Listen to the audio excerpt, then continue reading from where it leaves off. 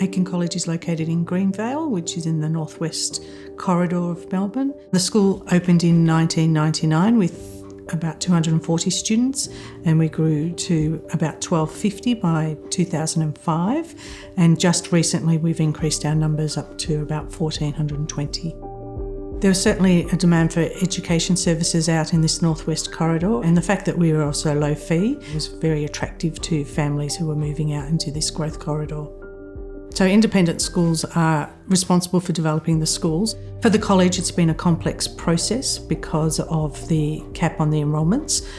Most of that is due to the fact that we are in a growth corridor where perhaps some of the infrastructure doesn't meet the needs of the growing community. One of the challenges the college needed to do was to expand the slip lane into the school. So there was major works that needed to be completed in conjunction with Vic Roads at the front entrance to meet the needs of the additional students. So it's those kinds of challenges where you're doing ad hoc road projects that have nothing to do really with the school. When the school first started, we were zoned rural, and therefore we had to fit into the rural landscape. Now that we've been rezoned to special use zone, we've been able to build a much more purpose-built building. So we're currently building 15 classrooms to cater for the growth in enrolments. It's taken shape. Builders have started to gain some momentum after COVID. In the end, we'll end up with a really high-end product that the staff and students will absolutely love.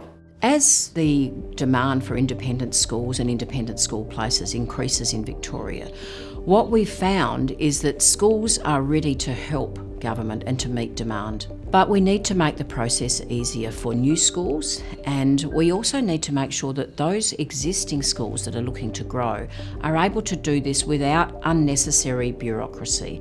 And what we're finding is there are so many government agencies that need to be engaged with. It makes it very, very difficult for schools. So what we're asking for is that we establish a one-stop shop, one place to go where everybody has all of the information that they need in order for us to progress. Planning challenges is you're dealing with a range of stakeholders, which include the community who live around the school, the local council, probably state government and sometimes federal government, depending on where you're located.